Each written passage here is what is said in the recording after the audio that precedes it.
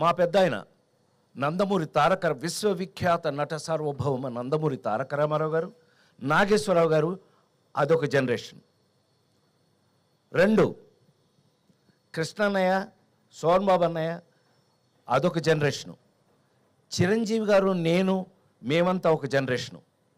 Mahesh Babu, junior NTR, Nitin, ఇదొక generation. ఇప్పుడు కొత్తగా జనరేషన్ వస్తుంది. మొత్తం 5 జనరేషన్లని దాటుకుంటూ మీ ముందు నిలబడిన నేను ఇంకా కూడా ఇలా ఫ్రెష్గా ఉండడానికి కారణం రాబిన్ హుడ్లో నా క్యారెక్టర్ లాంటివి.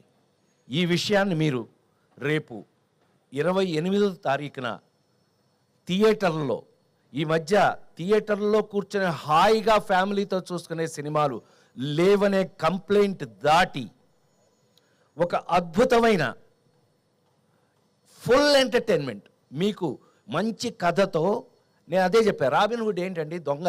రాబిన్ హుడ్ అంటే దొంగ కదండి, వాడు ఇంగ్లీష్ సినిమాల నుంచి దొంగ కదా. అవును, ఈ సినిమా, ఈ కథ చూశాక మన ఇంట్లో కూడా రాబిన్ హుడ్ లాంటి దొంగ ఒకడు ఉంటే బాగుండు అనిపిస్తుంది మీ అందరికి. ఇది గ్యారంటీ.